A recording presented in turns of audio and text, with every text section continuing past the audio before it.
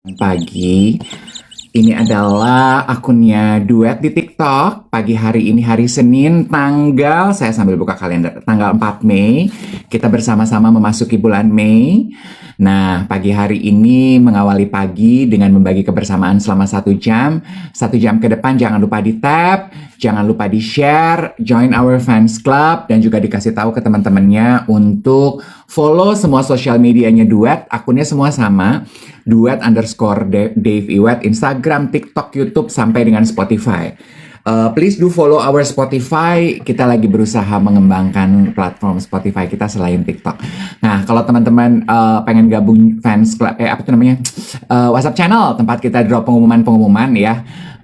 Linknya ada di bio TikTok. Kalau nggak bisa diklik di bio IG-nya Duet ya. Di situ jadi kita suka drop pengumuman-pengumuman. Kalau kita bikin event, kalau kita punya goodie bag, kalau kita punya merchandise. Good morning semuanya, Hartono, Diki ya, semuanya kita drop di situ ya. Hari ini aku pikir tuh hari ini tanggal 1 karena di kalender aku masih tanggal 1.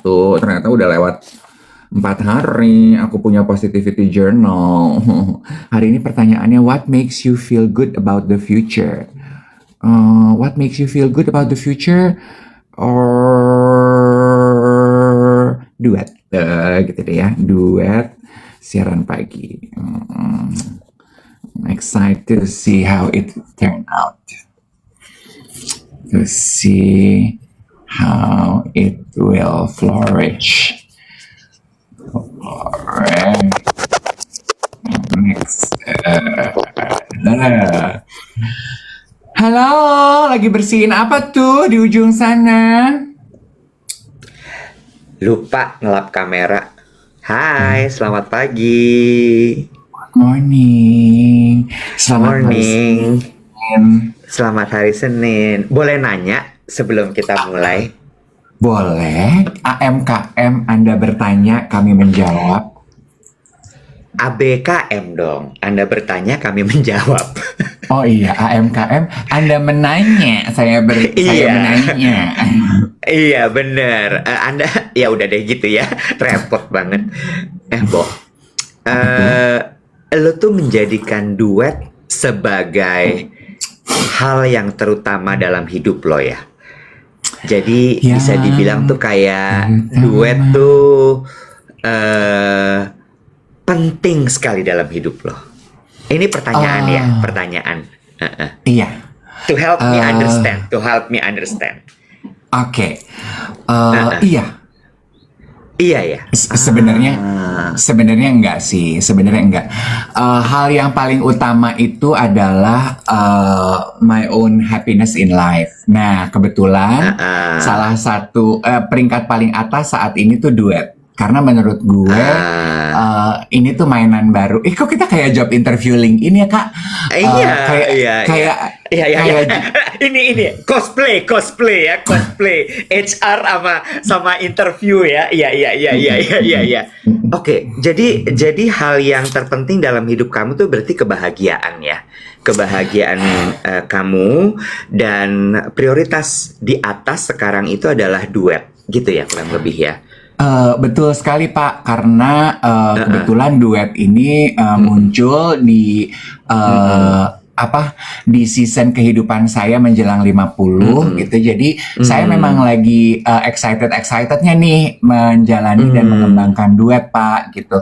Karena sebenarnya kalau bicara mengenai Duet, kenapa itu jadi penting? Karena seneng ngerjainnya. Jadi masuk ke pleasure tuh buat saya Pak. Gitu. Iya, make sense. Berarti kalau ada sesuatu yang mengganggu jalannya Duet tuh buat kamu kayak kayak ya gangguan jadinya ya, gitu ya. Iya Pak. Iya, karena buat aku, karena itu bread and butter aku Kak. Pak, aku panggilnya siapa ya? Enaknya ya? Bapak aja ya? Mbak, panggil Mbak ya Mbak.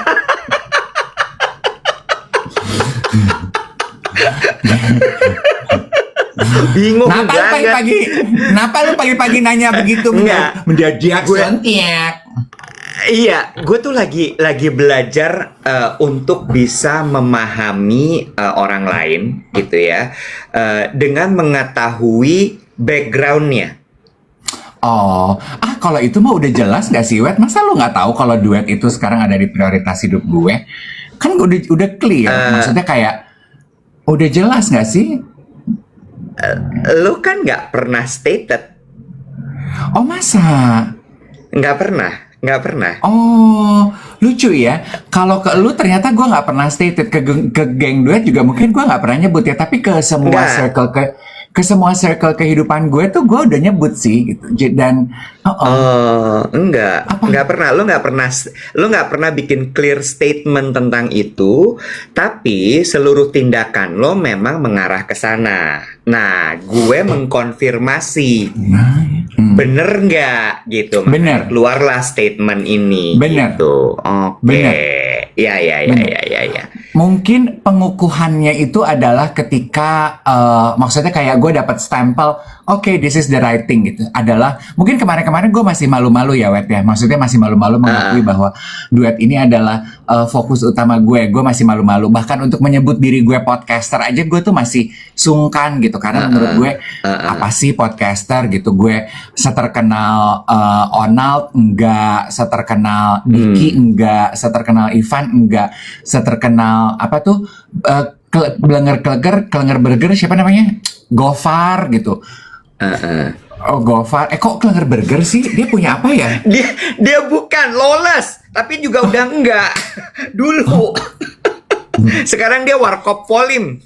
Warkop Polim dia. Klenger Burger siapa yang punya ya? Ada lagi orang lain, tapi juga gue belum kenalan sama yang punya. Iya, anyway, gue tuh nggak merasa sebagai podcaster, gue juga apa sih followernya cuma dikit baru mulai. Tapi momentum pengukuhan itu adalah sebetulnya waktu duet Indosat, Web. Waktu duet Indosat itu kan pengakuan dukungan geng duet, pengakuan Pak Vikram, sama sebetulnya kalimat-kalimat dari Mbak Ovi sih. Kalau Mbak Ovi itu adalah Mbak Ovi di Indosat? Gue nggak terlalu kenal deket sama Mbak Ovi, cuman Mbak Ovi itu klien lah hitungannya di mata gue, Nek gitu. Kalau di Iwet kan temen, tapi kalimat-kalimat yang dia sampaikan kepada gue tentang duet itu menurut gue, oh my, kayak begitu ternyata duet ya. Dan semenjak Indosat itu kan everywhere I go, sekarang orang kenalnya gue tuh sebagai podcaster gitu. Jadi gue pikir, oh this is it ya gitu. Ini nih musim baru gue nih. Akhirnya unfolding seperti bunga teratai gitu. Jadi iya Pak gitu. Aduh maaf ya Pak, saya tuh orangnya doyan curhat Pak. Jadi di wawancara pekerjaan gini saya treatmentnya tuh kayak podcast. Karena kan saya podcaster. Jadi Bapak perusahaannya apa sih? Saya PT Maju Mundur kebetulan. Oh, nggak bisa saya. Saya maju Nggak gas bisa. gitu. Saya nggak bisa. Saya udah maju. Mundur itu nggak bisa Pak saya. Saya maju kayaknya gas. Kalau attachment style ini tipenya Mas Dave ini anxious ya kayaknya ya. Nggak bisa tuh push and pull. Kalau saya kan avoidant ya. Avoidant itu kan push and pull gitu. Tapi kalau Mas Dave tuh either push atau pull gitu ya. Nggak ada tuh in between. Gue. Itu. Oke. Bertanya lagi. Apakah kalau anxious seperti itu, Mas Dave itu banyak reaktif ketimbang memberikan jeda dulu terhadap sebuah masalah? Ini hari apa sih? Ribet banget kehidupan kita jam 10:08. Hah? Belum jam 10, baru jam 7:07. Iya, 7:07. Ya, baru 7:07. Enggak, tapi gimana? Kita diskusi lagi. Silakan. Bagaimana? Halo. Ini kebetulan kok kayak hilang ini. Halo. Tapi betul, gue tuh orang yang cukup reaktif terhadap things I care a lot. Ngerti. Ini tadi ada yang nanya Kak Iwet kenapa sih gitu. Ini gue lakukan untuk lebih memahami. Ya, lebih memahami lagi gitu. Jadi iya, reaktif. Jadi lu untuk hal yang memang lu utamakan, lu sangat reaktif. Oke. Gue tuh things I care a lot, things I care deeply, gue itu sangat reaktif dan protektif. Itu tuh nature-nya gue sebagai raja singa tuh. Gue I'm very protective. Gue itu apa tuh bahasanya tuh teritorial, wet. Iya, itu Leo banget tuh teritorial. Iya, gue Iya. tuh teritorial banget Iya. gitu. Jadi kayak bener atau Iya. salah, if somebody try to hurt my friends, gue maju duluan. Lu gue gonggong aja. Terserah lu bener apa salah gitu. Iya. Lu gue gonggong gitu. Somebody hurt my Iya. friend, my family, lu gue gonggong gitu. Somebody hurt something I care about gitu. Ada yang ngejelekin duet. Kayak waktu lo drama satu babak billboard itu gue awalnya gue benar apa salah gue gonggong dulu gitu. Terus kan teman-teman gue gini, kenapa lo gonggong ya? Oh itu memang cara gue gitu. Dan gue tuh reaktif gitu. Dan belakangan memang Pak Iwet ya, Pak Iwet di era Iya, sosial iya, media. iya, Saya kan iya. generasinya Iya. X ya Pak Iwet ya. Saya baru belajar Iya, kan iya. sosial media gini. Iya. Di era Iya. sosial media ini saya melihat dan menyadari ya Pak Iwet, saya semakin reaktif gitu karena kan di era sosial media sekarang ini kita tuh konsumsi konten hiburan di sosial media Iya. kita tuh kan banyak banget ya Pak Iwet. Jadi Iya. saya kayak overwhelm gitu. Jadi kebawa tuh cara saya bereaksi di Iya. sosial media. Bertanya ini saya boleh ya KitKat di sini obrolan berdua gitu boleh ya? Boleh. Bertanya. Iya. Jadi berarti untuk ini correct me if I'm wrong ya, CMIIWW gitu ya. Correct me if I'm wrong. Berarti untuk orang-orang cemiu, untuk orang-orang dengan karakter anxious ini sosial media itu bisa membuat mereka ke-trigger lebih reaktif ya. Iya gue. Dan menurut gue bukan cuman gue nggak sih yang sekarang itu di sosial media karena kehidupan online jauh lebih reaktif. Contoh gitu ya. Nah, waktu iya. konten gue naik tuh di kumpul leaders ngomongin baju. Itu kan Iya, sampai hari iya. ini gue masih terima negatif komen ya. Maksudnya gue Iya. itu buat gue gini, lu tuh nggak paham konteks, tapi lu udah langsung Iya. membenci apa yang gue sampaikan. Itu kan reaktif dong. Iya. Iya. Coba angkat tangan, siapa di antara kita yang kalau nonton konten 10 second kontennya muncul di depan mata lo nggak suka, lo udah langsung mengambil kesimpulan, nggak bener nih orang, hancur nih orang. Ini tahu nggak dengan obrolan singkat ini kan kita jadi belajar bahwa attachment style tuh kan ada 4 ya kalau gue nggak salah. Satu adalah secure, lalu kemudian ada avoidant, lalu kemudian ada anxious. Satu lagi apa, Say? Satu lagi, Say. 4, Say. Avoidant, anxious, Iya kan? secure, Disorganized. Disorganized. Satu lagi disorganized. 4 itu. Cuma kalau kita lihat ya kan tadi lo bilang gitu bahwa orang-orang anxious itu kan cenderung reaktif. Apalagi untuk hal-hal yang penting buat dirinya gitu.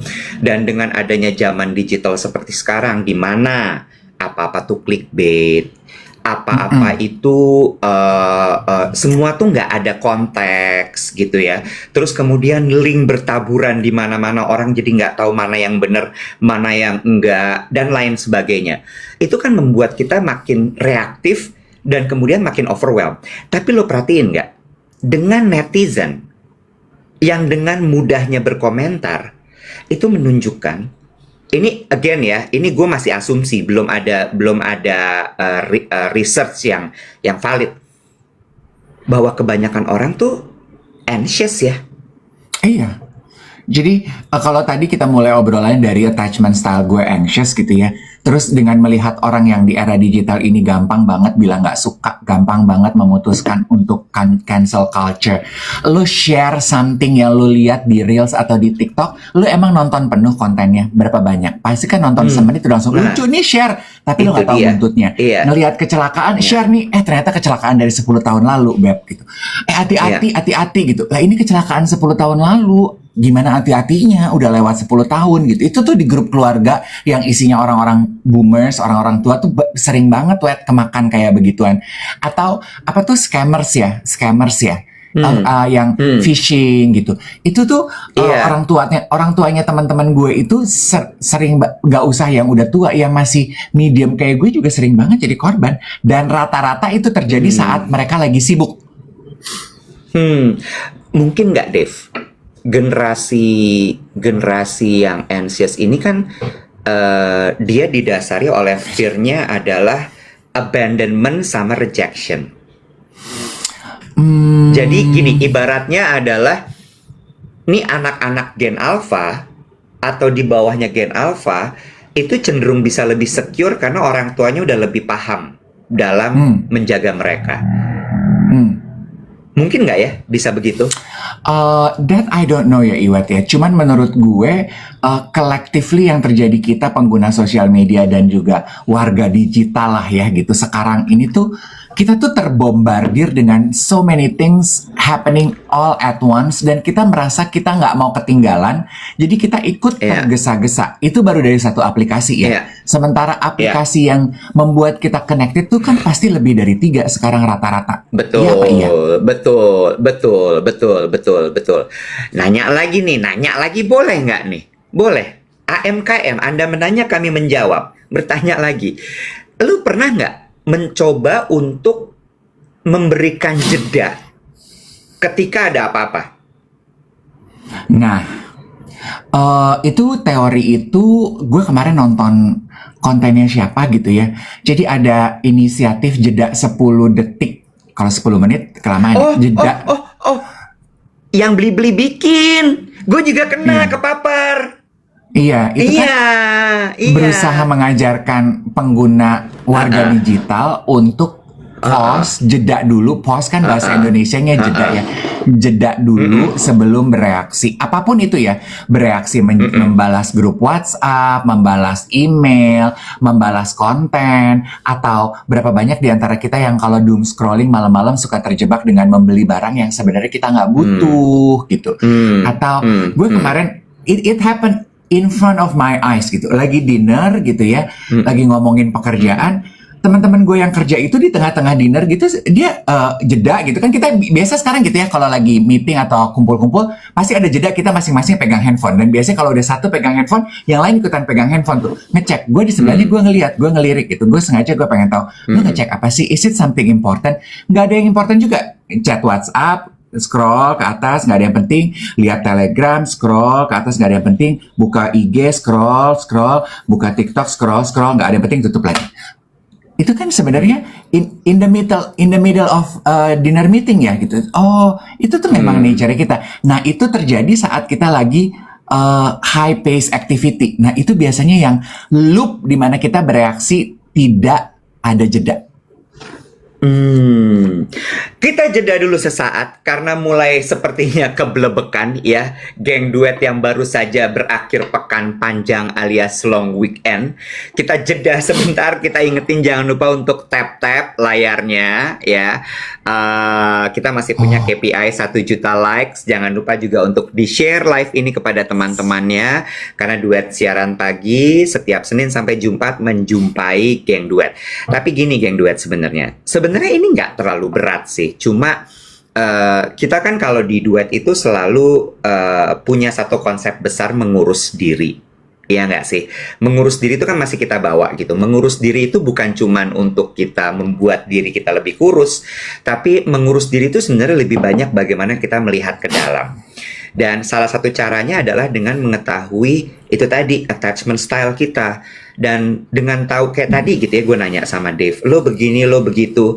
Itu gue jadi tahu, oh berarti kalau ada sesuatu yang terjadi sama duet atau duet di utak-atik, itu akan membuat dia marah gitu ya, atau kesal atau gusar gitu, karena buat dia itu adalah hal yang utama gitu ya. Nah, yang selanjutnya adalah kita jadi tahu juga bahwa orang-orang dengan tipe anxious attachment ini juga cenderung reaktif, di mana zaman sekarang dengan dunia digital yang pace-nya begitu cepat dengan begitu banyak informasi yang masuk, untuk orang-orang dengan anxious attachment itu jadi berat sekali berarti.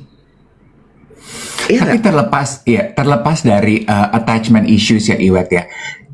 Kalau tadi tuh omongan gue tuh lebih ke secara kolektif warga digital. Gen Z itu ada researchnya sehari 7 jam plus minus spending time-nya di dunia digital. Kita yang bukan Gen Z terus merasa gue mah bukan Gen Z, gue nggak 7 jam, yakin. Di handphone lo ada tuh screen time lo. Gue tuh rata-rata per hari 3 sampai 4 jam buat screen time gue. Hmm, hmm, hmm. Ya kan sebenarnya kepotong sejam tiap hari siaran ya. Sisanya tuh ya kebagi aja gitu. Hmm. Dan Gue sulit sih kalau sih enggak sebentar. Gue ini sedikit. Eh, Tanpa bermaksud untuk kemudian jadi mendiskreditkan untuk orang-orang yang bekerja agak sulit sebenarnya. Karena bisa jadi karena semua apalagi pekerjaan ada di situ kan. betul, betul, betul. Nah itu betul. tuh kalau lu bilang gini, tapi kan gue nggak mainan sosial media, it is still considered as screen time. True, betul. Dan lagi Betul pula gini sekali. ya, sekarang apa sih yang nggak lu lakukan di handphone? Transfer, bayar pesan moda transportasi, ngecek weather aja di handphone, Beb. Hmm. Ngeluarin kalkulator aja di handphone. Gue mau bayar belanjaan online gue $63, berapa rupiah tuh ya? Ngitungnya di handphone. Benar. Nah, itu dia. Makin-makin dong. Dengan lo terus buka terus handphone lo itu akhirnya semakin banyak stimulan yang membuat lo jadi kayak overwhelmed. Nah, ini sebenarnya pengingat sih buat geng duet. Coba deh diingat-ingat. Setuju nggak kalau akhir-akhir ini geng duet itu jadi mudah overwhelmed karena konten-konten, hal-hal yang ada di smartphone kita. Coba diingat-ingat. Jadi kita gini, oh iya ya, bener juga ya. Ternyata salah satu hal yang membuat kita overwhelmed itu adalah karena sering melihat handphone. Lo tau nggak? Kenapa sebabnya gue sangat suka sekali lari? Karena it calms your nervous system. Itu kan efek setelahnya ya. Tapi dengan berlari itu selama 30 menit sampai 1 jam, gue nggak buka handphone gue sama sekali. Nah, Iya nggak? Dan di situ gue bener-bener fokus dengan diri gue sendiri. Sama nafas gue, dengan pemandangan di sekitar gue, dengan langkahnya gue. Itu yang menurut gue sesuatu yang kita butuhkan tuh. Hal-hal seperti itu. Iya nggak? iya, itu sebetulnya kan teorinya adalah kenapa captive audience ya. Kenapa kita saat di pesawat kita merasa lebih relax. Kalau kita lagi terbang, gitu, Nah, misalnya Jakarta Bali, bener. kenapa kita Betul. merasa lebih relax gitu? Karena kita jadi captive Betul, audience. betul. We got Yes. disconnected from the world, from our Yes. online chatter Yes. gitu selama Yes. 1 jam. Yes. Lo jadi jauh lebih tenang. Ya, tentunya selain Betul. tekanan udara itu juga yang gue baca Betul. membuat nervous system dan juga emosi kita Betul. sedikit lebih naik ya Betul. gitu. Makanya gue bingung, cuma mungkin itu buat orang yang kerja. Wi-Fi airline itu buat gue why gitu. Bukannya kita bisa malah seneng ya gitu got disconnected, cuman yang kerja mungkin tetap butuh online ya gitu. Iya. Tapi it's a choice. Iya. Tapi lately belakangan adalah kan semenjak gue matanya udah plus, gue tuh sangat jarang pakai kacamata hitam. Nah, karena kacamata hitam gue itu nggak ada lensa progresifnya. Udah 3 bulan ini gue tuh masih sering fatigue gitu. Gue mulai merasa kelelahan sih online gitu. Makanya gue nggak terlalu niat tuh bikin konten di TikTok. Malas aja, udah lagi malas gitu. Nah, gue sekarang nemu satu jalan ninja tuh. Kalau gue lagi pengen break, got disconnected from my online chatter, gue kemana-mana pakai kacamata hitam, gue. Jadi kalau pakai kacamata hitam, gue nggak bisa baca. Kalau nggak bisa baca, gue nggak pegang handphone. Jadi gue Ngerti. asli menikmati mendengarkan my company. Iya. Nah, ini yang kemudian jadi pertanyaan gitu. Seberapa tahan lo bisa tidak menyentuh handphone? Kalau gue kan gue paksa ya. Gue setuju tuh sama lo. Gue seneng banget momen di pesawat. Karena ketika momen di pesawat itu benar-benar gue udah nggak bisa attach sama sosial media gue. Iya nggak? Nah, Sekarang sebentar, belum selesai Mas Dev. uh-uh. Sabar Mas Dev. Kan? Mas Dev ini Gitu buru-buru ya. banget, Terus kemudian yang berikutnya, nggak tahu ya, gue ada nggak contoh lain yang membuat lo terpaksa untuk akhirnya tidak berinteraksi sama handphone lo? Satu lagi kalau buat gue adalah ketika lari. Lari itu soalnya bener-bener gue udah nggak mungkin lihat handphone tuh gimana caranya. Jadi pasti udah gue taruh di kantong belakang celana, di pocket waist gue. Terus abis itu udah gue lari gitu. Karena gini, gym aja menurut gue itu masih lo buka-buka handphone. Ya, mungkin high rocks masih itu bisa, tapi kan nggak berenang. Nah, cuma gue gini loh, intinya adalah gue pingin tahu ada nggak sih kegiatan yang banyak dilakukan oleh banyak orang, yang mudah dilakukan oleh banyak orang tanpa menggunakan handphone. Karena menurut gue lari itu nggak semua orang lari. Naik pesawat nggak tiap hari lo naik pesawat, kecuali lo adalah air crew. Sebenarnya ya, lu mijet, lu pergi ke spa, itu kan sebenarnya itu adalah kalau gue itu momen lu untuk disengage. Tapi sekarang sesuai cerita gue, pengalaman gue di tempat pijat gue, di samping-samping gue lagi pijat tuh handphonenya tetap nyala. Gue kemarin kan tadi gue mau bilang gini, contoh kegiatan yang bisa nggak bawa handphone, sauna. Gue mau bilang begitu ya, karena sauna bawa handphone tuh di luar Nurul nggak sih? Tapi gue nggak jadi bilang gitu, karena kemarin bapak-bapak di samping gue sauna bawa handphone. Jadi gue gini, either dia kaya banget atau handphonenya kuat banget. Nah, gitu. Atau mandi, emang lu bisa bawa handphone? But then again, ada juga orang yang teleponan sambil mandi, nyikat kamar mandi gitu ya, yang berhubungan sama air. Tapi setelah kita breakdown, semuanya nempel ya handphone. Coba satu lagi tuh, nyikat kamar mandi. Lo tahu nggak ada beberapa orang yang kalau lagi stres itu nyikat kamar mandi. I do that. Nah, iya kan lo ya kan? Dan itu kan karena itu tadi lo lepas sama handphone lo bener-bener fokus ngosrek, ngebersihin noda, sehingga begitu lo selesai dari situ tuh kayak, gitu. Nah, ini tuh yang sebenarnya mau kita bahas. Tadi Dave udah sempat bilang gitu. Ini juga gue tuh ngebahas ini gara-gara gue kepapar sama konten yang dibuat sama Blibli soal jeda 10 detik. Bagus menurut gue kontennya, karena dengan dunia yang semakin cepat ini, orang tuh jadi sangat reaktif. Gue lihat orang jadi sangat reaktif, orang jadi tidak pernah memberikan waktu untuk mereka berpikir dulu. Dan menurut gue make sense gitu kan, Dokter Gia dulu pernah bikinnya kasih waktu 90 detik. 90 detik tuh lumayan lama loh buat orang modern. Kalau 10 detik itu doable banget. Iya kan? Lebih kayak 10 detik tuh bisa sih. Dan kalau misalnya lo lagi, ini kadang-kadang ya, misalnya lo lagi di meeting gitu, intens, diserang, dong. 10 detik tuh masih nggak membuat lo jadi kayak orang cengok gitu. Kalau 90 detik kan kayak diam, nggak ada komentar. Tapi kan kalau 10 detik tuh lo masih bisa napas 3 kali, baru lo jawab gitu. Iya gak sih? Betul, geng duet.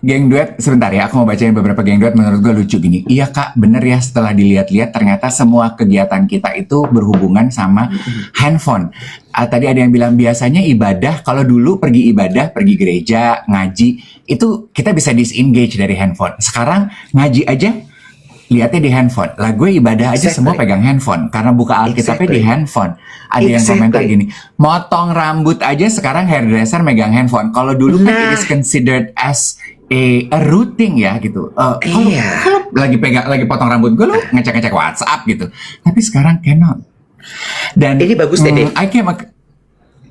Ini bagus. User bilang gini, orang terlalu takut menghadapi isi pikirannya sendiri sehingga smartphone dijadikan sarana escape. Keren. Bener. By the way, untuk yang dari tadi bilang, Kak bahas Devil Wears Prada besok ya, karena Dave baru nonton malam ini. Jadi kita bahasnya besok. ya. Kalau misalnya kita bahasnya hari ini, nanti spoiler buat Dave. Jadi biar Dave nonton dulu malam ini, besok kita bahas. Kembali lagi kita kepada topik kita pagi hari ini. Anjay. Gina bilang gini, sekarang Kak, kalau kita ngelamun di tempat umum dibilang aneh. Betul? Betul. Iya nggak sih? Kita nggak bahas Michael, udah Kak. Kakak ketinggalan. Udah pertama kali film Michael keluar udah dibahas. Oh iya, tapi kalau yang masih Udah. pengen nonton deh, filmnya bagus. Filmnya bagus. Bicara mengenai kebiasaan kita connected ya, warga digital. Kalau geng duet merasa bahwa itu kayaknya bukan gue, coba kita tilik dan sedikit lebih jujur ya. Mungkin pangkal kenapa kita lebih impulsif sekarang, gampang mengambil keputusan tanpa pertimbangan panjang dan masak. Kita nggak mau menghargai proses, itu tuh sebetulnya adalah salah satu efeknya juga ya. Impulse buying, clicking things tanpa kita sadari benar gitu. Langsung diklik buru-buru gitu. Ini kayaknya promo, diklik, ternyata bukan gitu. Gampang banget kan.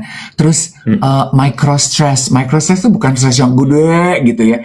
Tapi tekanan terus-menerus dari munculnya notifikasi pipip, pipip, pipip gitu.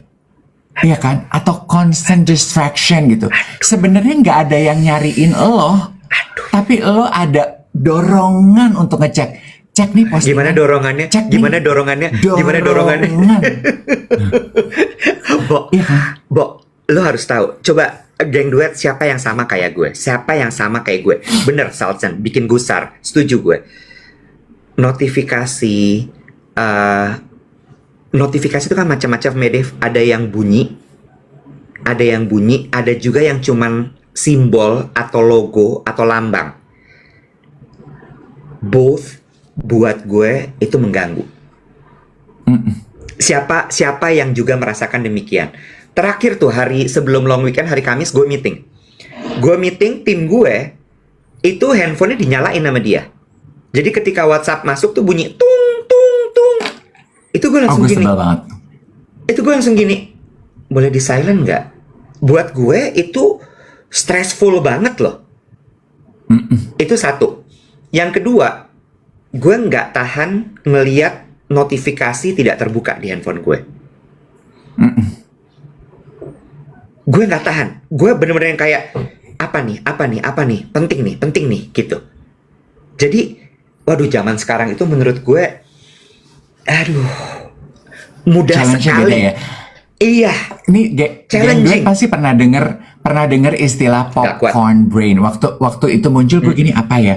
Ternyata kesulitan fokus dan fokus kita scattered kayak popcorn aja gitu, meledak hilang gitu. Itu juga karena warga digital dengan semua distraksinya, popcorn brain. Iya, true. Dan itu yang kemudian balik lagi gitu. Kenapa gue bilang bahwa kontennya Blibli yang jeda 10 detik tuh jadi kena banget ke gue. Karena buat gue kayak, iya lagi, ini tuh sesuatu yang penting. Dan ini kan pernah dibahas sama Haimin Sunim kan. Lu kasih jeda dulu, bukan break ya. Jeda tuh bener-bener cuman kayak napas 3 kali, 10 detik lo kasih, baru lo bereaksi. Itu Ternyata web totally different langsung. Kenapa? itu Kenapa? inisiatif jeda 10 detik dari beli-beli itu didukung sama Komdigi, Kemendak, dan Bank Indonesia. Jadi ini kayak social eksperimen gitu. Nah. Lucu ya. I know teman-temannya gini. Jeda itu tuh udah banyak sebetulnya yang ngingetin. Lu bilang kan Hainim, Sunim, ada yang bilang di kontennya pakar ini udah yes.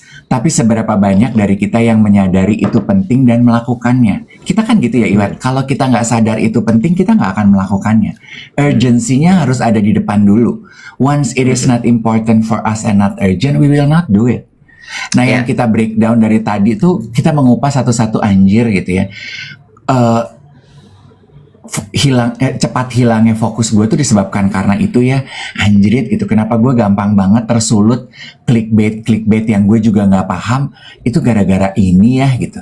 Sama cognitive overload gitu, informasi banyak banget gitu, terus akhirnya jadi fatigue. Padahal bukan urusan gue. Contohnya ya, gue punya teman gitu ya, yang gue tuh sangat gampang sekali Iwat Gue tuh kayak papi gue sama.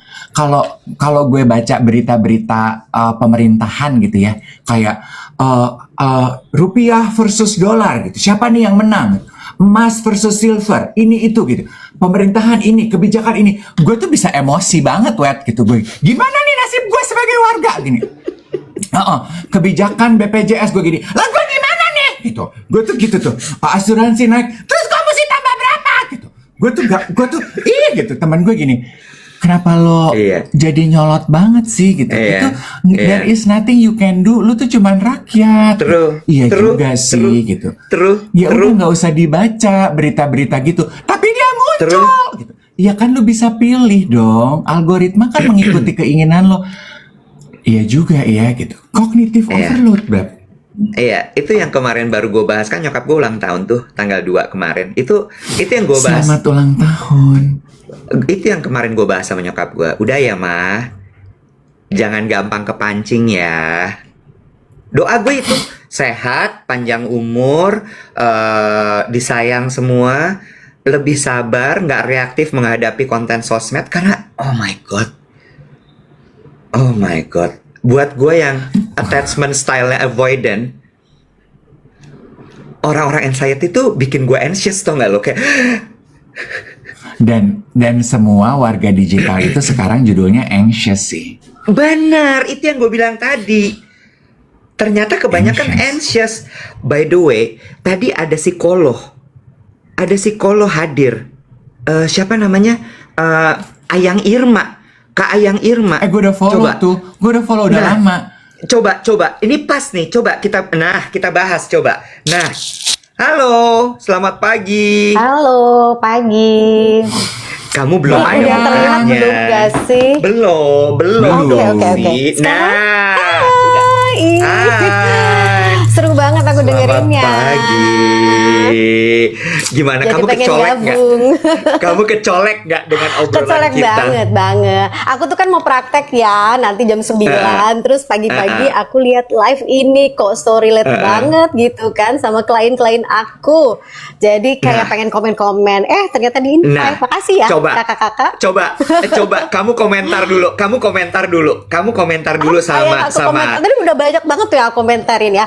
Oke, yang pertama Kak Dev sama Kak Iwet. Jadi ini tuh memang aku setuju banget tadi apa yang disampaikan Kak Dev, Kak Iwet, bahwa tuh kita sekarang gampang banget tertrigger gitu ya, terstimulasi dengan banyaknya informasi, dan kadang-kadang itu jadinya memang setuju banget tadi tuh kosakatanya Kak Dev tuh luar biasa gitu ya, cognitive overload gitu kan. Terus berat banget gak sih gitu kan. Jadi memang mentalitas kita itu lama-lama jadinya kan capek ya dengan banyaknya arus informasi yang mungkin kadang-kadang gak relate juga sama kehidupan kita gitu kan. Dan dengan sangat reaktif tentunya kita jadi komen, terus kemudian kalau nggak komen akhirnya yang terpapar kan secara emosional kan ya. Nah itu sih sebenarnya. Jadi aku seneng banget ini dibahas pagi hari ini. Aku bertanya dong. Boleh? Aku bertanya. Apa sih yang menyebabkan seseorang itu jadi kayaknya harus merasa gue harus komen nih. Gue harus reaktif nih terhadap ini. Gue harus. Kenapa? Karena help me to understand. Aku bukan tipe yang seperti itu. Oke, sekarang kita bicara dulu tentang otak bekerja ya kakak-kakak ya. Mohon maaf pagi-pagi kita ngomongin otak ya. Jadi sebenarnya otak kita itu dia kan bekerjanya nggak bisa menerima informasi yang berlebih dalam waktu singkat. Jadi baratnya nih 1 detik aja mungkin kita bisa set gitu kan, bisa ada 2 informasi kan. Bayangin kalau kita terus-terusan itu ada berapa banyak informasi yang kita terima dalam waktu singkat. Otak kita itu didesain sama Allah gitu kan, itu untuk menerima satu. Jadi nggak bisa seterusnya. Maka kenapa ketika ada informasi yang begitu banyak, yang bekerja itu bukan otak bagian depan kita nih Kak Dev, Kak Iwet gitu kan. Yang bekerja duluan itu adalah bagian otak Otak belakang itu hubungannya sama sisi-sisi emosi kita. Makanya kenapa informasi yang terlalu banyak itu membuat kita nggak bisa berpikir jernih. Karena yang bekerja itu ya memang jadinya otak emosi kita, bukan otak rasional gitu. Bertanya, lah kok ada Iya. orang yang bisa dia bukan membagi tapi memisahkan gitu. Oke, ini nggak penting untuk dikomentarin. Bedanya Ya. gimana? Itu butuh yang namanya regulasi emosi ya. Regulasi emosi itu adalah sebuah skill, keterampilan gitu. Jadi ada individu yang mampu memisahkan, artinya dia sudah belajar cukup banyak tentang salah satunya adalah menjeda tuh Kak Iwet. Jadi kayak jeda yang dirimu sampaikan tadi, bahwa ya udah tarik nafas sebentar aja itu sebetulnya sudah memberikan efek yang positif untuk si otak gitu kan. Jadi orang itu butuh latihan, butuh skill. Akhirnya dia misahin, oh ini nggak penting banget, nggak relate sama hidup saya. Oh yang ini nih memang urgent gitu. Nah itu memang perlu latihan dan kesadaran penuh ya, untuk bisa memahami bahwa ini tuh memang nggak jadi bagian hidup saya dan nggak penting juga untuk saya komentarin atau mungkin saya repost atau saya share di grup WhatsApp lah atau story lah atau apapun. Jadi begitu sih.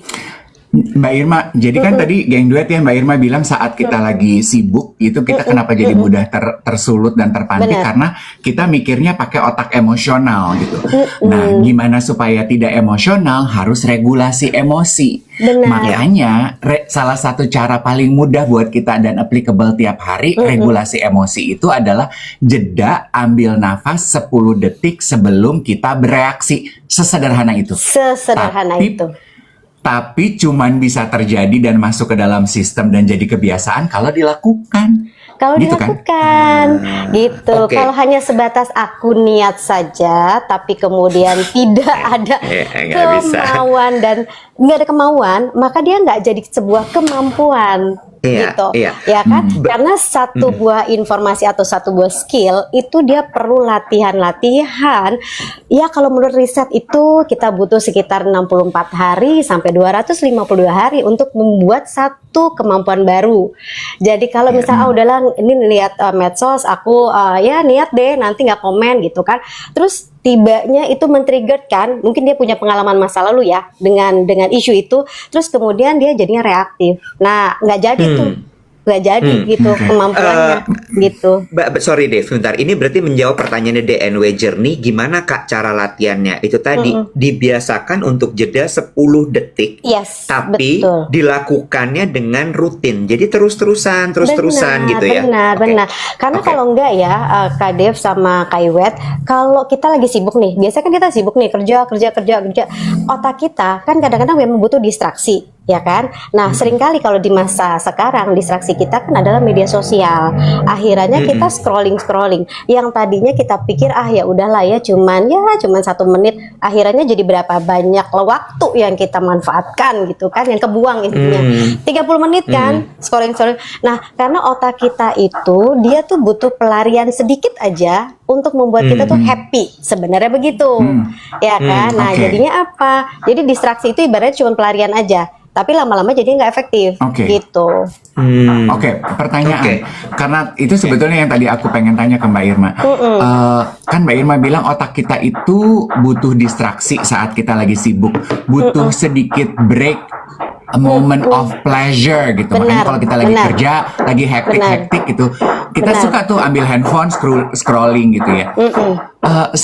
Penggantinya apa sih selain scrolling yang juga bisa memberikan efek break dari distraksi dan memberikan distraksi yang pleasurable tapi lebih sehat lah gitu quote unquote. Oke, pertama memang basically mindful breathing itu udah pasti. Itu udah nggak ada cara lain, itu pertama. Bernafas. Mohon maaf Mbak Irma, itu Iya. di belakang ada yang lagi main kolintang apa gimana? Iya nih kayaknya kayak tetangga deh kayaknya. Kedengeran banget ya? Semoga. Nggak, Aduh, memang gimana nggak dong? gini nggak apa-apa Mbak Irma. Ini Berarti kita Tuhan harus tuh baik mindful sama ya. kita. Kita harus mindful, Iya, mindful. kita dilatih untuk tahan dari distraksi ya. Mari kita Untungnya mindful saya orang ya Manado ampun. ya. Aku juga berusaha untuk fokus gengs gitu ya. Ya ampun. Semoga dia aman ya, gengs ya kan. Oke. Gila, ini berat banget buat Dave yang gampang ke distract. Ini berat sekali. Dia lagi ngomongin soal latihan be mindful, jeda 10 detik, tiba-tiba kondisinya dangduh.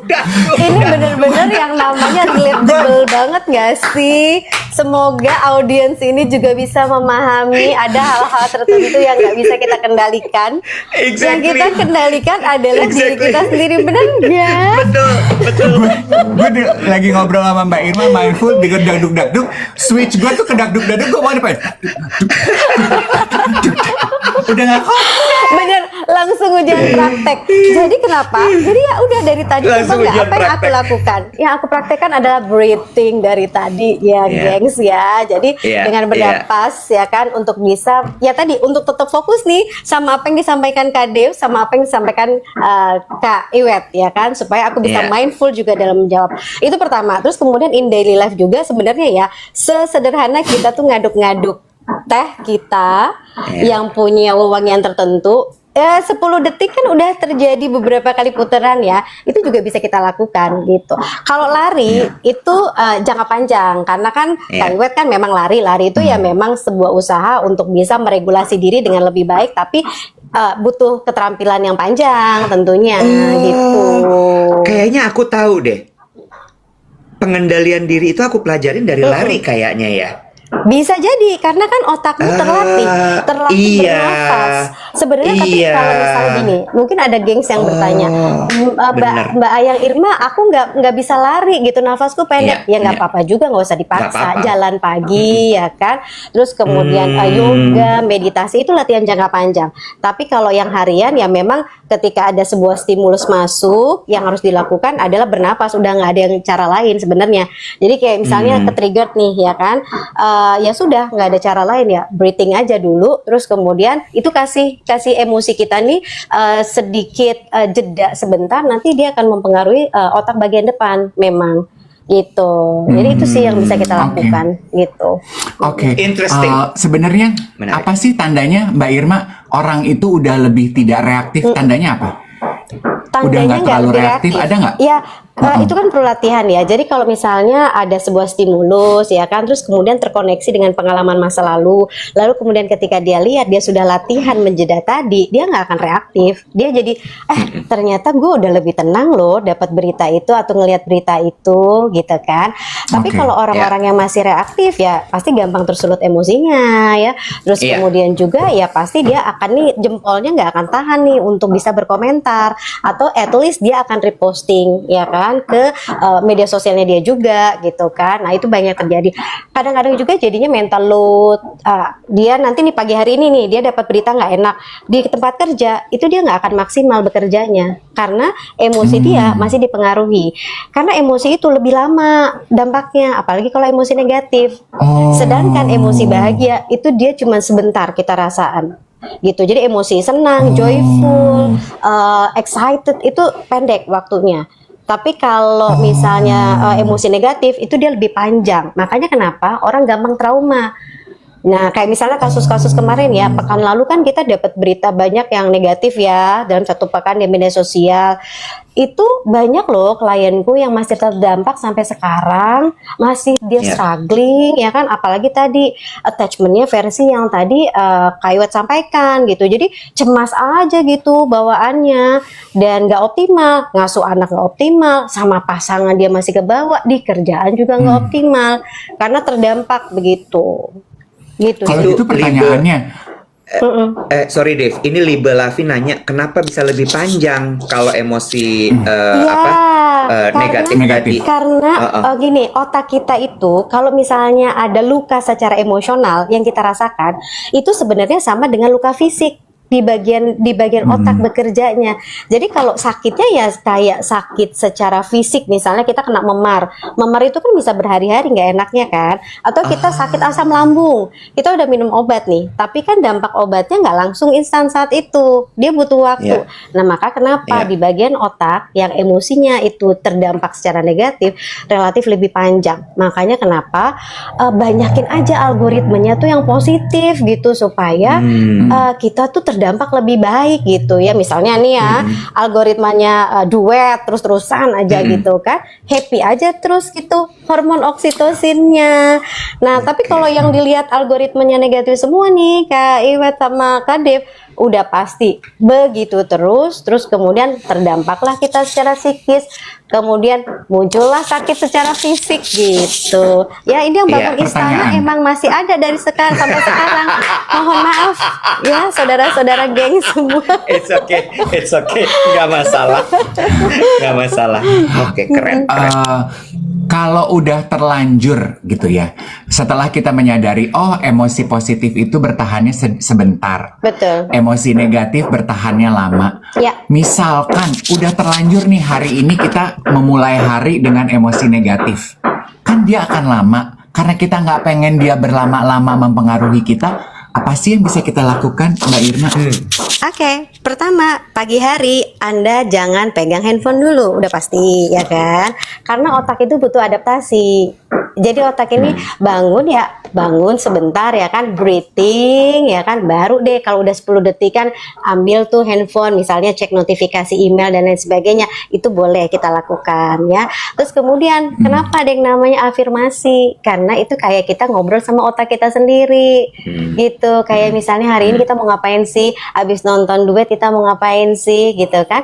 Nah, nanti kemudian di perjalanan waktu nih antara jam 8 sampai jam 12 kasih lagi jeda 10 detik itu kan sebenarnya cukup lama loh. Kayak misalnya kayak 1, 2, 3 itu lama. Jadi kayak duduk sebentar ya kan, tarik nafas, itu sebenarnya kita udah mempersiapkan otak kita untuk lebih sehat sih. Panjang umur, awet muda insya Allah gitu. Mayang, berarti kalau misalnya, aku setuju banget tuh, pagi itu adalah momen kalau buat aku yang nggak boleh diganggu sama orang lain, sama siapapun. Karena itu akan menentukan hari aku seperti apa. Tapi, kan namanya hari sial tuh nggak pernah ada di kalender ya. Ada aja gitu, ada aja. Udah kejadian nih. Iya kan? Bener kan? Hari sial tuh tidak ada di kalender. Kejadian, terus gimana caranya supaya kita bisa mengembalikan kembali nih supaya sisa harinya nggak jadi berantakan, kan harus diregulasi kan. Yang harus dilakukan adalah memvalidasi dulu emosinya kan, itu penting. Kesel karena nih gue nih, aduh gue kesel nih gitu ya. Gue kesel banget gara-gara si A, si B ngomongnya tuh sarkas dan gue nggak suka. Jadi itu harus di spill, dan kalau misalnya bisa memang harus diucapkan tuh Kak Iwet, supaya apa? Telingamu mendengar gitu kan. Nah kemudian itu akan dicerna sama si otak bahwa nggak apa-apa juga sih marah, ya udah sih gitu kan, biasa aja gitu kan. Terus ya sudah, ketika kita acknowledge tubuh kita dengan kalimat afirmatif tadi atau validasi tadi, itu biasanya terjadi penurunan tuh hormon stresnya. Masalahnya mah nggak kelar, tapi itu membuat dia jadi punya waktu menjeda karena dia memproses si 10 detik tadi kan. Nah kemudian nanti dia akan melanjutkan hari, walaupun dia masih kesel banget ya, tapi paling tidak pikiran dan tubuhnya tuh tahu benar bahwa dia tuh lagi nggak enak loh gitu kan. Terus berikutnya jangan keras banget sama diri sendiri. Itu udah penting banget. Karena kayak yang nggak bisa, gue tuh harus A, B, C, D, enggak deh kayaknya gini. Itu justru memaksakan tubuh dan pikiran kita untuk sesuatu hal yang memang nggak harus selesai saat itu loh, dan nggak apa-apa gitu. Jadi itu sih sebenarnya gitu. Bertanya, ada orang yang kan tadi bagus tuh dibilang di acknowledge rasanya, kesel, nggak suka dan sebagainya gitu ya. Tapi ada juga orang yang menanggapinya dengan dikeluarin langsung emosinya ke orang yang bikin kesel itu. Nah itu gimana? Mana yang lebih baik? Yang lebih baik ya, pertama nggak apa-apa menjeda dulu. Kalaupun kita ingin keluarkan, kalau kita udah jeda, yang kita keluarkan itu nggak melukai gitu loh. Jadi misalnya gini, Kak Dev tuh kesel banget sama seseorang. Terus kalau nggak dipakai jeda, dia akan langsung keluar aja tuh kalimat-kalimat makian misalnya, sarkastik atau dan sebagainya gitu kan. Tapi Paham. kalau dia, gue marah sama dia, gue nggak suka sama dia, ya kan. Terus sebelum dia ngomong nih sama si yang bersangkutan, oke, tarik nafas dulu, baru dia ngomong, Wet, gue tuh nggak suka ya sama lu karena lu ABC. Tapi kan tone-nya nggak tinggi, kalimatnya jauh lebih mindful. Jadi dia akan menyebutkan bahwa gue nggak suka cara lo yang bicara dengan nada tinggi seperti tadi. Nah, sebenarnya itu kita lagi ngajarin orang untuk neuro mirror. Jadi kayak kita tuh pantul-pantulan aja karena otak tuh bekerja gitu berdasarkan apa yang paling sering dia lihat atau yang sedang dia lihat. Jadi kalau kita kesel banget, itu nggak membuat itu fakta. Kita kesel banget itu adalah sebuah fakta. Gue nggak suka sama dia. Tapi ketika kita menjeda memproses emosi kita dengan cukup baik, maka yang keluar itu jauh lebih elegan dan berkelas lah ya. Terus Ngerti. akhirnya pantulannya akan lebih sehat aja. Kitanya juga nggak akan marah sampai besokannya gitu. Iya. Sebenarnya Interesting. berarti Mbak Irma jeda 10 detik ini tuh iya memang gitu ya, awal diskusi duet pagi hari ini tuh karena distraksi digital gitu. Tapi sebenarnya juga bisa kita pakai untuk hal lain ya. Selain Betul. itu misalnya Benar. ketika kita sedang terjebak dalam diskusi konfrontasional sama pasangan Benar. gitu, ya kan, atau di Benar. kantor gitu, sebelum kita Benar. bereaksi dipancing marah, kita ikutan marah, meledak emosi kita, Betul. ribut deh gitu suami Benar. istri. Lu jeda dulu gitu sebelum Betul. memberikan respon, ya kan? Benar, betul. Bisa dipakai segala lini kehidupan kita. Bahkan even kalau nggak ada orang pun, kita sendiri lagi berantem sama pikiran sendiri, ya kita bisa pakai itu, gitu kan? Iya. Mm-mm. Ini Bonifa nanya berapa lama jeda yang ideal, Mbak? Tadi udah dibilang bahwa sebenarnya dengan bernafas 10 detik saja itu sudah cukup banget. Itu Yes. cukup banget. Cuma memang jeda 10 detik dengan entah itu bernafas, entah itu kita diam dulu, itu harus dilatih terus-terusan. Supaya itu tadi. Jadi kalau ada sesuatu yang menstimulasi kita, itu kita dengan gampang langsung nahan diri, diam dulu, nggak langsung bereaksi dan lain sebagainya. Gitu. Ya, jadi mengambil keputusan dengan jauh lebih tenang gitu ya, mungkin ya, semenjak ketika kita jeda 10 detik. Pengen tahu deh, aku nggak tahu ya nanyanya ke siapa. Ini kan tadi kita tuh sebetulnya diskusi ini terpantik gara-gara inisiatifnya beli-beli jeda 10 Betul. detik. Kenapa ya beli-beli bikin inisiatif ini? Ada yang tahu nggak? Either Mbak Irma atau Mbak Iwet? Nggak. lu juga pertanyaannya kadang-kadang gini-gini dah. Gue tuh kayak gini. Kalau kayak gini repot, mesti panggil orang brand yang nanya. Enggak, gue juga gini, kenapa ya si beli-beli bikin itu? Gue tuh muncul di kepala gue, terus gue gini, tapi nggak ada yang dari beli-beli nih, gue nanyanya ke siapa ya gitu. Ketika Tapi lu gue tanya juga. ngucap, Tapi lu karena itu kolintang bunyi-bunyi, jadi gue nggak pakai jeda nih. Gue nyesel Tapi- sendiri loh. iya. Kenapa ya beli-beli? Iya kan? Tapi taunya dari Iya. siapa ya? Tapi mungkin gini kali ya, Dev. Orang tuh kan kadang-kadang suka itu tadi, apalagi kalau misalnya Blibli itu kan aplikasi belanja online ya. Orang tuh suka reaktif kan kalau di belanja online, bukan di Blibli ya, sehingga akhirnya mereka dapat barang-barang yang nggak asli misalnya. Kalau di Blibli sih nggak mungkin, pasti asli. Terus kemudian barang-barang yang ngerti nggak sih, yang nggak bener gitu, sehingga akhirnya itu menjadi penting gitu untuk lo 10 detik tahan dulu supaya lo nggak reaktif dan lain sebagainya. Dan menurut gue ini ya balik lagi nggak cuman buat Blibli doang sih, buat semua bagus ini. Ya. Betul. Bagus banget. Makanya supaya kita nggak impulse buying ya, itu yang sering terjadi Iya. sih. Kayak gue juga lately terjebak tuh, I'm guilty of that tuh. Tapi sebenarnya inisiatif ini bukan cuman prakarsa Blibli, tapi juga didukung oleh Komdigi, Kementerian Perdagangan, dan juga Bank Indonesia. Iya. Jadi nyambung sebenarnya ya ini semua. Emang Iya. ajakan aja buat kita warga digital Indonesia untuk sedikit jadi lebih cerdas gitu ya. Kalau aku tuh paling kenanya adalah bagian kemakan clickbait sih gitu. Orang kita tuh kemakan banget clickbait gitu. Aku mungkin pengen nanya sama Mbak Irma gitu ya. Kenapa sih Mbak ini tuh it happen worldwide atau orang Indonesia aja sih yang gampang emosion dengan clickbait, Mbak Irma? In your opinion? Semua sih, semua orang terdampak. Semua yang menggunakan media sosial itu terdampak ya. Jadi intinya ya setiap individu itu beresiko tinggi dan berpotensi untuk tadi ngeklik gitu. Terutama kalau misalnya mereka nggak memiliki keterampilan untuk menjeda 10 detik. Oke. Mbak Irma, ada pertanyaan esensial banget menyangkut topik pembicaraan kita pagi ini, dititipkan oleh geng duet. Maaf ya, semalam juga pas lagi aku nontonin kontennya Mbak Irma tuh, terus aku gini, aku pengen tahu deh gitu. Karena anak-anaknya semua UI loh, Wet, masuknya dengan jalur prestasi. Mbak Irma juga hebat loh nih, Mbak Irma sekeluarga. Kenapa di depannya namanya Ayang ya? Ada cerita lucu kata geng duet soal nama tersebut. Jadi aku tuh aslinya dari Sumatera Barat. Di Sumatera Barat, di Kabupaten Pariaman, di sana itu ada nama panggilan pertama untuk anak perempuan selain Uni. Jadi Ayang itu sama dengan Uni, kakak, teteh. Jadi bukan sosok centil-centilan gitu, Kak Dev, Kak Iwet. Jadi Ayang tuh teteh. Jadi kenapa Ayang Irma ya sebenarnya kakak Irma, teteh Irma, Uni Irma gitu. Jadi bukannya sosok gemes-gemes. Kenapa? Jadi manggilnya kalau mau manggil Kak Irma bukan Kak Ayang ya, karena kalau ya, Kak Ayang jadinya kakak-kakak. Ya, tapi Mbak, tapi banyak juga yang akhirnya ya Ayang Irma aja, atau misalnya manggilnya Ayang gitu. Ayang tuh sebenarnya teteh, Uni kakak gitulah gitu. Tapi karena udah lama ya dari kecil ya akhirnya banyak yang manggilnya Mbak Ayang, Kak Ayang gitu. Jadi Ayang itu dianggap sebagai your first name ya. Berarti mulai besok geng duet kita saling sapanya pakai Ayang Ayang, boleh. Iya, Ayang Iwet lagi ngetik apa sih di laptop, tak Ayang Iwet. Kenal orang beli-beli, boleh nanya kenapa dia bikin itu. Permisi, Ayang itu buat perempuan bukan sih? Iya nggak sih? Ayang itu buat perempuan Betul, kan? betul. Panggilan. Tapi khusus untuk perempuan pertama ya.